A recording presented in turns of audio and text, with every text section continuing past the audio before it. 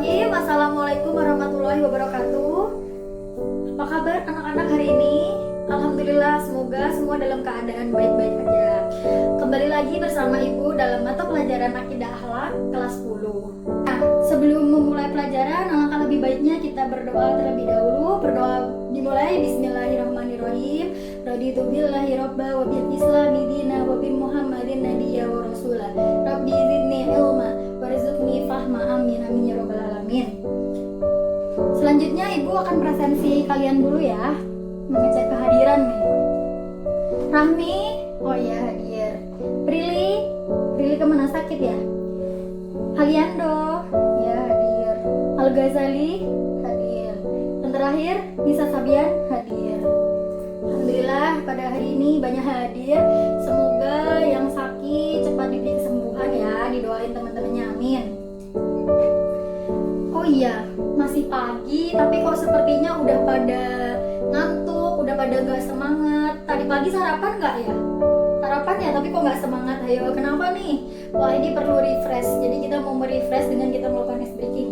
Di sini Ibu punya yang namanya tepuk semangat. Gimana tuh Bu caranya? Tepuk semangat.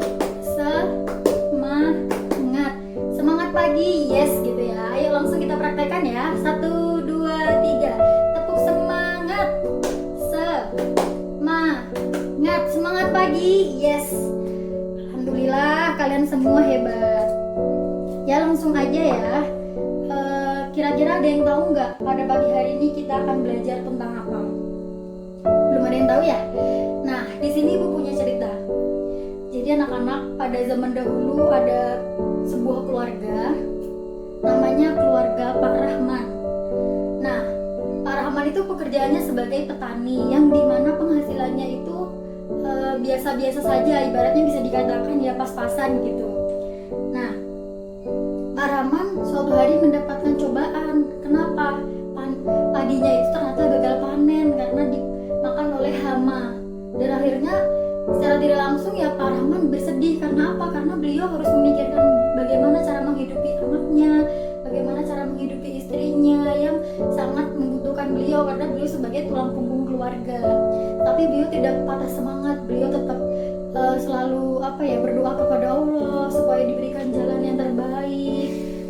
Sampai pada suatu ketika Pak Rahman dijawablah doanya oleh Allah dengan apa? Dengan mendapatkan bantuan dari pemerintah berupa sembako. Di situ Pak Rahman merasa bahagia banget.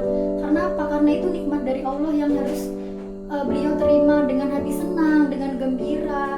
Tetapi beliau tidak lupa untuk selalu mengingat Allah dalam segala perbuatannya. Kira-kira pelajaran apa yang bisa kita petik dari cerita Pak Rahman tadi? Ada yang tahu? Ya langsung aja coba Rahmi. Oh iya benar sekali, itu ada syukur. Terus yang kedua coba Prilly. Ya benar. Jadi di situ ada namanya sabar juga, karena Pak Rahman pertama selalu sabar dengan apa? Dengan berdoa. Terus yang kedua Pak Rahman juga bersyukur atas segala nikmat yang diberikan oleh Allah. Walaupun nikmatnya cuma sedikit, tapi Pak Rahman selalu mensyukuri. Jadi itu semua ada kaitannya dengan pembelajaran pada pagi hari ini yang akan berjudul tentang makna dari syukur, qanaah, ridho, serta sabar. Baik anak-anak, langsung aja ke pembahasan pertama. Kita akan belajar tentang syukur. Syukur itu apa? Tindakan, ucapan, perasaan senang atas segala nikmat yang diberikan oleh Allah kepada kita. Nah, ciri-cirinya apa aja? Yang pertama, kita tuh bahagia, kita gembira kalau kita mendapatkan nikmat dari Allah. Terus yang kedua, dengan nikmat yang diberikan itu, karena kita bersyukur, kita akan menggunakan dengan sebaik-baik mungkin. Terus yang ketiga ada berterima kasih kepada sesama. Terus manfaatnya apa aja? Jadi Allah akan menambah nikmat. Karena apa? Karena kita bersyukur. Entah nikmatnya banyak, entah sedikit, kita bersyukur. Nah nanti Allah akan melipat gandakan nikmat itu. Terus yang selanjutnya disukai banyak orang. Terus kenapa disukai banyak orang? Karena kita tidak merasa sombong dengan nikmat yang diberikan kepada kita. Terus yang ketiga ada membuat bahagia. Karena apa? Karena nikmat itu membawa manfaat. Dengan kita syukuri, maka nikmat itu akan membawa manfaat ke arah yang lebih baik. Contohnya ada apa aja? Ada lisan, ada dari hati, sama ada amal perbuatan. Kalau Kalau misalnya lisan itu contohnya seperti apa coba Prilly? Iya benar. Jadi contoh perbuatan lisan itu misal kita mengucapkan Alhamdulillah ya Allah, hari ini aku mendapatkan rezeki dari hasil penjualan all shop gitu. Misalnya kalian pada all shopan kan. Ya sekarang coba Aliando, contoh dari hati itu seperti apa? Nah, jadi contoh bersyukur dari hati itu kita di dalam perasaan kita nih merasa bersyukur atas apa yang telah diberikan kepada Allah, tapi cuma dipendam di dalam hati aja gitu. Terus contoh dari amal perbuatan, misalnya kita mendapatkan rezeki, tapi kita melihat tetangga kita atau saudara kita atau bahkan orang yang tidak kita kenal itu ada musibah, nah kita memberikan nikmat tadi, misalnya nikmat berupa rezeki, materi kita berikanlah, sedekahkan kepada orang itu, berarti kita mensyukuri nikmat. Contoh dari syukur berupa apa? Amal perbuatan, karena memberikan manfaat kepada orang yang lebih membutuhkan. Sekarang saya akan menjelaskan selanjutnya tentang qanaah ya. Ini masih ada kaitannya juga dengan cerita yang tadi tentang keluarga Pak Rahman, di mana Bapak Rahman selalu menerima dengan sukarela tentang apa aja yang diberikan sama Allah. Misal musibah diterima, tadi contohnya dia dapat penghasilan dikit dari hasil petani tetap disyukuri gitu.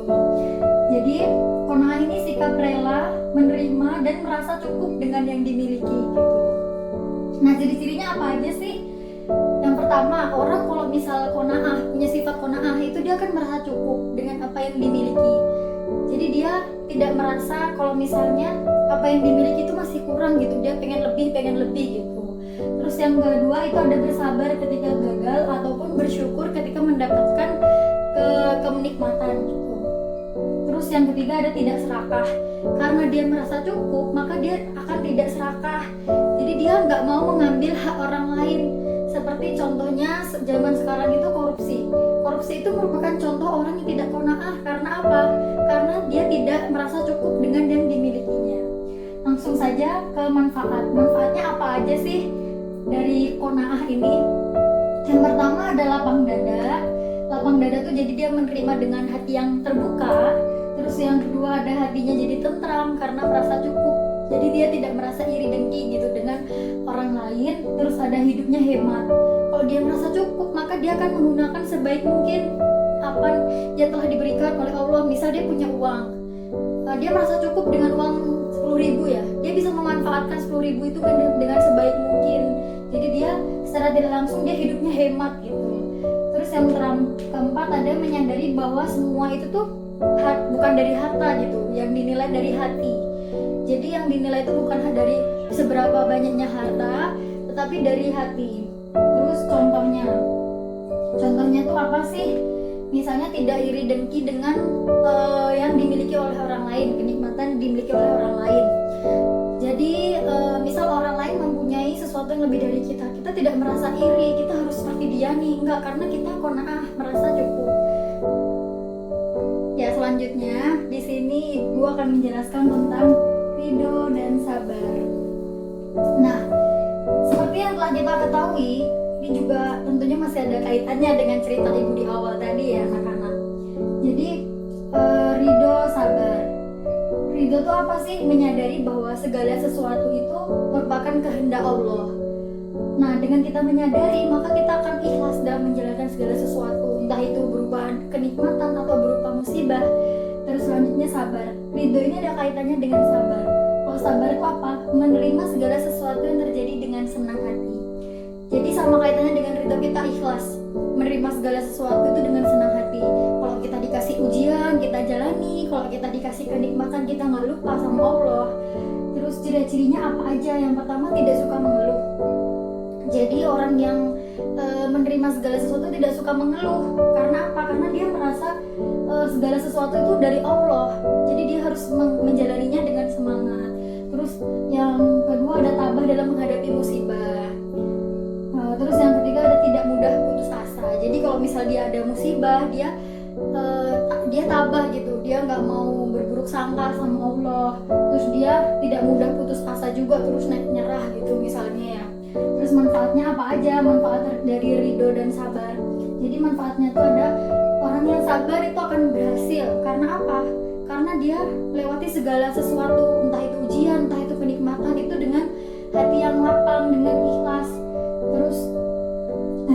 dicintai oleh Allah. Selain dicintai oleh Allah, orang yang sabar juga akan dicintai oleh manusia.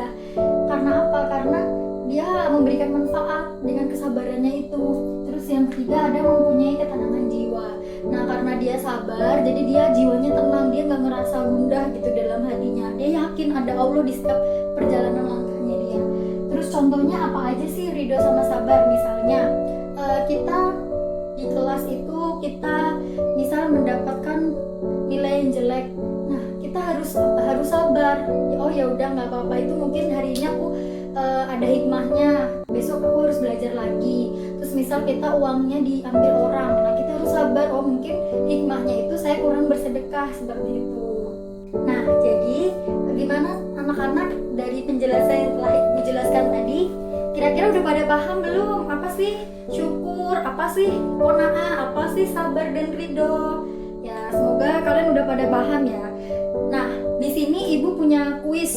Biar apa? Biar tujuannya buat review lagi terhadap materi yang telah Ibu sampaikan tadi. Kuisnya seperti apa? Jadi Ibu di sini punya kertas warna. Ada 2 warna di sini, ada warna pink sama ada warna kuning. Nanti Ibu akan menempel. Jadi nanti ada poin 1, poin 2, nanti ada poin 3 dan poin 4. Jadi poin 1 itu tentang syukur, terus poin 2 itu ada kaitannya tentang qanaah, poin 3 itu ada tentang ridho, dan poin 4 itu sabar. Jadi di sini Ibu sudah menulis di dalam botol ini, Ibu sudah menulis kotak apa botol ya ini, pokoknya inilah. Ini Ibu udah menulis banyak materi itu kaitannya dengan yang Ibu jelaskan tadi. Nah, nanti kalian semua membentuk kelompok. Ada yang jadi induk dan ada yang jadi anaknya. Nah, yang jadi induk itu dia nanti bagiannya menempelkan di papan tulis. Jadi nanti Ibu tempelkan di papan tulis seperti ini. Misal 1, terus juga misalnya 2 ya. Nah, di papan tulis Ibu tempel. Nanti yang bagian induk, misal induk sabar, langsung nempel di nomor 1. Terus induk dari qanaah nempelkan di nomor 2, seperti itu. Nah, nanti bagi anak-anaknya nanti mencari sampai ketemu pasangannya yang pas, ini kira-kira cocok nggak sama induknya gitu. Setelah itu nanti baru kalian mempresentasikan terhadap hasil diskusinya tadi, apakah benar atau ada yang salah. Ya, langsung aja ya. Baiklah, tadi kan sudah dijelaskan oleh beberapa kelompok walaupun tidak ditempel. Jadi Ibu harap kalian udah paham ya sama materi yang Ibu sampaikan pada pagi hari ini. Nah, oh iya, di sini Ibu mau memberikan tugas nggak apa-apa ya dikerjain di rumah. Tugasnya tuh gampang aja kok, kalian pelajari lagi tentang tadi yang Ibu jelaskan. Nanti minggu depan Ibu akan mereview dengan tanya jawab dengan kalian ya. Mungkin hanya itu yang Ibu sampaikan. Kurang dan lebihnya Ibu mohon maaf. Apabila ada salah kata itu datangnya dari saya, dan apabila ada lebih itu datangnya dari Allah. Akhirul kalam, wabillahi taufiq wal hidayah. Sampai berjumpa minggu depan. Wassalamualaikum warahmatullahi wabarakatuh. Alhamdulillah.